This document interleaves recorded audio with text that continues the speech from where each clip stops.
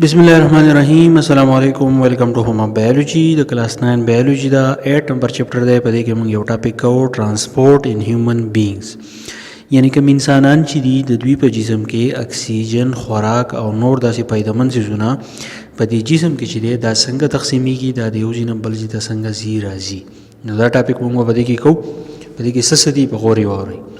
Now, human beings needed oxygen, nutrients and other substances to all cells in the body.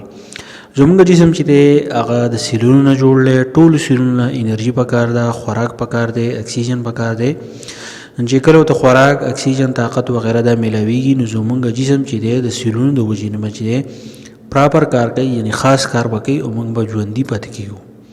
نو هیومن ترانسپورٹ سیسٹم کنسسٹ اف اوس انسان کې چې کوم ترانسپورٹ سیسٹم دی او د ترانسپورٹ لپاره څه شیزونه پکاري نو دغه شان د انسان په جسم کې د ترانسپورٹ لپاره کوم شیزونو ضرورت دي نه غدري دي اول بسر د وینې ضرورت دی ځکه چې وینه چې د اوبو په شان ده د یو ځای نه بل ځای ته ځي راځي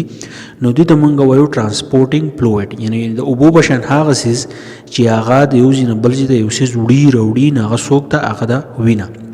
بیا د هارت ته موږ پمپینګ ارګن وایو ځکه زموږ زړه چې دی هغه د پمپ په شان کار کوي پمپ په شان داسې کار کوي چې کله کانټریکشن او ریلیکسیشن پکې کېږي نو دا جسم نه چې دی وینه ورکوي او د جسم نه چې دی وینه راکاږي بیا زموږ سره بلډ ویسلز دي په جسم کې چې کوم رګونه دي نو دا مین سیز دی ځکه چې د بلډ چې دی هغه په ویسل کې ګرځي راګرځي او خوراک چې دی اکسیجن چې دی نور داسې پیدامن څیزونه هغه یو ځای نه بل ځای ته وړي راوړي نو په دې کې به مونږ په دې ټاپک کې به مونږ چې نن به بلډ وایو او هارت او بلډ ویسل چې دي دا به تاسو بیا وکړم نو اول به راشو بلډ لا چې بلډ څه شی دی یعنی وینه چې دی ریډ فلوئډ دا د یو فلوئډ د اوبو په شان یو څیز دی چې د دې رنګ سور دی سرکولیټ نیوټرنټس اینڈ اکسیجن د بلډ کار دا دی چې د په جسم کې اکسیجن او کم غذایت چې د موږ ته چې کوم د خوراک نه ملاويږي هغه تقسیمي په ثابت جسم کې ټایپس اف کنیکټیو ټیشو واس بلډ چې دی دا زموږ سره د ټیشو یو قسم دی یاد ساتئ بلډ چې دی دا د ټیشو یو قسم دی هغه ته مونږه کنیکټیو ټیشو ورته وایو کمپوزډ اف ټو پارټس اوس په دې بلډ کې په وینې کې دوه سیزونه دي یو ته مونږ وایو پلازما او دویمه سیس چې کوم په بلډ کې موجود دی هغه ته مونږ وایو سیلز یو ته مونږ وایو سیل لایک باډیز یعنی سیلونه یا د سیلونو په شان باډیز چې دی هغه په بلډ کې موجود دي نو بلډ د دوه سیزونو نه جوړ دی یو زموږ سره دی پلازما او بل زموږ سره دی سیل لایک باډیز نو اول په سر به موږ راولو پلازما چې دا څه وایي نو دا خبر لږ په غور واورئ دا مثال چې دی په غور واورئ چې په دې تاسو پوه شئ if we take test tube with blood موږ به یو ټیسټ ټیوب راوالو پای کې موږ بلډ وغورځوو put test tube for some time دغه ټیسټ ټیوب چې دی دا به تاسو سیټ ته کېدی د یو څو وخت لپاره a yellowish fluid will come on surface of test tube نو کوم وینه چې تاسو راغستی په ټیسټ ټیوب کې تاسو واچوي او دغه ټیسټ ټیوب تاسو سیټ ته کېدی نو څه چل بوشي سیل لایک باډیز will remain at bottom of the test tube نو په دې ټیسټ ټیوب کې به تاسو دوه قسمه سیزونه وینئ سور رنګ چې دی هغه به لاندې لاړ شي د ټیسټ ټیوب ویښ ته او د دې سور رنګ یعنی د وینې له پاسه به تاسو سره چې دی زیړ کلر به راشي دغه زیړ کلر چې په ټیسټ ټیوب کې کم راشي نو دغه ته موږ وایو پلازما دا پلازما ځکه سر ته راځي چې د وینې په مقابله کې وینه چې د پاکي سیلونه وایټ بلډ سیل زموږ سره ریډ بلډ سیل نو دغه چې د هیویر پارټیکل چې دغه بلډ نو دا درانه نو دا چې د ټیسټ ټیوب لاندې ویښته لاړ شي او کوم پلازما دا چې د سیب یلوش فلوئډ یعنی زیړې اوبه نو دا په دې ټیسټ ټیوب کې لپاسه پاتې شي نو په ټیسټ ټیوب کې چې کوم لپاسه کوم زیړې اوبه پاتې شي نو دغه ته موږ سوایو دغه ته موږ پلازما وایو that yellowish fluid is called plasma نو دغه ته موږ سوایو پلازما بیا پلازما کې اوس زموږ سره څه دي یعنی په ټیسټ ټیوب کې لپاسه کوم زیړې اوبه دي هغه ته موږ پلازما وایو په دې کې څه نو 55% والیوم اف بلډ که موږ وایو چې بلډ موږ 100% وزن دی نو په دې کې 55% وزن چې دی هغه د چای هغه د پلازما د زیړو اوبو 90% واټر په دې کې 90% چې دی اوبه 10% ډیسولوډ سبسټانسز او هغه سیزونه چې هغه په دې کې حل شوي هغه په کې 10% دي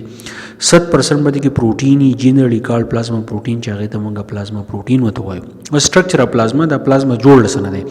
نو 0.9 to 1% پلازما از میډ اف انارګینیک سالټس په دې کې انارګینیک سالټ سي د 0.9 والا د 1% پورې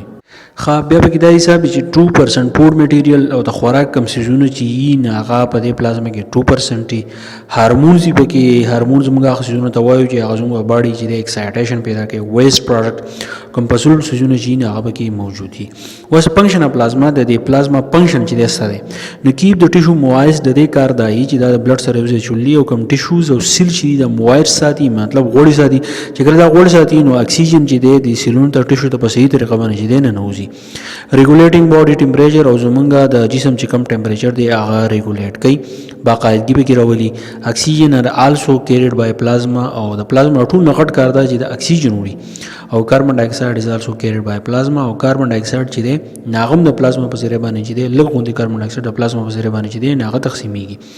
پلازما پروتین لایک البومین مینټین اوسموټیک پریشر اف بلډ. پلازما کې پروتین دی چې هغه د موږ البومین پروتین وایو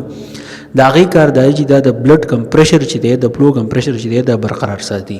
او انټي باډیز ډیپند باډي اگینست پیتوجین. بیا په پلازما کې بل پروتین دی چې هغه د موږ انټي باډیز وایو. انټي باډیز دا کار کوي زموږ جسم چې دی د پیتوجینز نه محفوظه کوي. پیتوجینز موږ هر هغه څه ته وایو چې زموږ په جسم کې چې دی بیماری لګي نو زموږ جسم د دینه محفوظه کوي. او پیبرینوجین از ریسپانسیبل فار بلډ کلاټینګ. یو بل پروتین دی چې هغه ته موږ پیبرینوجین وایو. پیبرینوجین دا بلې بلډ کې موجود دي چې کله زموږ سزا زخمی شي زموږ د جسم نه د لاس نه د خپې نه د پوزې نه یا د بل ځای نه چې دی وینې ځي نو دا پیبرینوجین هغه ځای ته ځان نه ورسي او دا بلډ چې دانه دانه کې کلاټ کېږي نو د هغه ځای نه د وینې فلو چې دی نو هغه بند شي. نو دا و پلازما او بیا په دې کې چې کوم هاټ بلډ ویسل هغه ان شاء الله تاسو بل لیکچر کې کوم په دې کې پوه شي مطلب کمنټ کې ضرور وای میلاو شو بل لیکچر سره. تھینک یو ډیر مننه.